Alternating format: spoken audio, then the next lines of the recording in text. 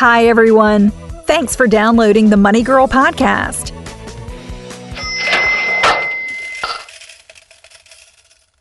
I'm Laura Adams, the author of Money Girls Smart Moves to Grow Rich. Here are a couple announcements before we get started. If we haven't connected on social media yet, be sure to find me on Facebook, Twitter, and Google+. When you're on Facebook, just do a search for Money Girl. And on Twitter, my username is @LauraAdams, LauraAdams with no space. If you forget, all my contact information is on the Money Girl page at quickanddirtytips.com. Today's show was inspired by a reader named Brianne who asks, "My husband has $83,000 in federal student loan debt. He's on the income contingent repayment plan because his income as a part-time teacher isn't enough to make full loan payments right now. He hopes to get a full-time position and qualify for the loan forgiveness program. But if he doesn't, how can we ever get out of debt?" Today's graduates are saddled with huge amounts of student loan debt while having to endure a tough job market. Student loan debt now tops $1 trillion in the United States, which is more than our credit card debt. Though there's no one formula to get rid of student loan debt, I'll give you 5 tips to manage it wisely. Tip number 1, never miss payments.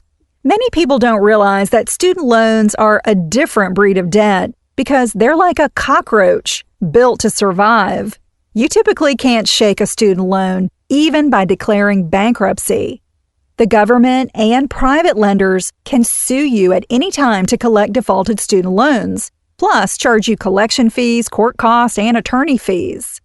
The IRS can intercept your state and federal income tax refund, garnish a portion of your wages, and even withhold a limited amount of certain benefit payments until your student loans are paid in full. Additionally, having a student loan in default can make you ineligible for certain professional licenses or for getting student aid in the future. It also makes you ineligible for certain programs that offer debt relief, which we'll cover next. And of course, late payments are one of the most damaging items to have on your credit file. So for all these very serious reasons, be sure that you always make paying a student loan your top financial priority. Tip number 2, know your repayment options. If you're having trouble making student loan payments, be sure you understand all your options as soon as possible. Federal loans generally offer much more repayment flexibility than private loans. But don't assume anything. Get on the phone and speak to a loan representative before you're at risk for missing a payment. Standard repayment for federal student loans is a fixed payment for 10 years. But different loans come with different repayment plans. Here are 6 loan relief options you may qualify for. Number 1, extended repayment. This plan extends the standard loan term from 10 to 25 years. You can pay a fixed amount each month or opt for graduated payments that start low and increase every 2 years. Number 2 is graduated repayment. This maintains the original 10-year repayment term, but payments start low and increase every 2 years. The third option is income contingent repayment. This adjusts monthly payments each year based on income, family size, and total amount of debt for up to a 25-year repayment term. The fourth option is income-based repayment. This adjusts monthly payments based on a period when you experience a financial hardship. If you meet certain requirements, the loan may be extended beyond 10 years or even canceled. The fifth option is called forbearance. This gives you temporary relief if you experience an illness, financial hardship, military mobilization, or start a medical internship or residency. For instance, you might have reduced payments or no payments for several months. You must be current on your loan to be eligible for forbearance. And the sixth option is called deferment. This postpones payment of a loan if you're current on payments, but are unemployed, have a financial hardship, go back to school, are on active military duty, or become disabled. You're never locked into one option because you can change your student loan repayment plan by contacting your loan servicer. Since Brianne's husband is on the income contingent plan, that's the third option I mentioned, one recommendation is to investigate the income-based repayment plan, which is the fourth option, and find out if it would offer more relief. Tip number 3, consider loan forgiveness programs. Many federal student loans allow you to provide services in exchange for having debt reduced or canceled altogether. To qualify, you typically have to do volunteer work, military service, teach school, or practice law or medicine in underserved communities for a certain period of time.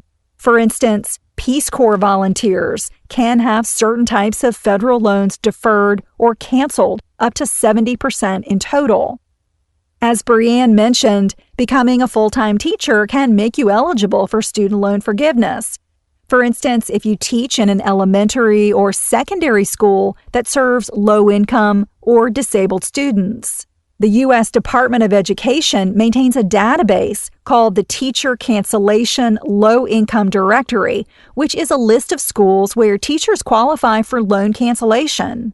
The American Federation of Teachers at AFT.org also maintains a funding database, which lists loan forgiveness programs for teachers. As usual, I'll include links to these resources in the transcript for this show on the Money Girl page at quickanddirtytips.com. Just look for episode number 281 called Tips to Tackle Student Loans and Get Out of Debt. To find programs that you may qualify for, do an online search using the keywords student loan forgiveness. You should never pass up a good job opportunity to commit to a loan forgiveness program, but it may be a smart option depending on your situation and field of expertise. Tip number 4, sign up for automated payments. You can enroll in the Electronic Debit Account Program, or EDA program, that authorizes your bank to automatically make your student loan payments. This is a great way to ensure that your payments are sent on time. Plus, you also get a 0.25% reduction in your interest rate. Tip number 5, get a second job. If you bring in additional income, you can use it to increase your monthly student loan payment, pay down your balance faster, and pay less total interest. Having advanced education should give you an edge for finding a second job or getting work that pays above average wages. A final quick and dirty tip for borrowers with multiple federal student loans is to consider doing a loan consolidation, which combines several loans into one. Consolidation makes repayment more convenient and generally extends the repayment period, which reduces the monthly payments. Speak to your loan servicer and visit loanconsolidation.ed.gov. They have a calculator called the Federal Direct Consolidation Loan Calculator that can help you crunch the numbers for your situation. Always remember that when you take advantage of repayment options that extend the length of a loan or reduce payments, you get short-term relief, but generally end up paying much more in interest over the long run. So try to increase your income and cut expenses so you can avoid paying more for your student loan than you absolutely have to. I'm glad you're listening. Cha-ching! That's all for now, courtesy of Money Girl, your guide to a richer life.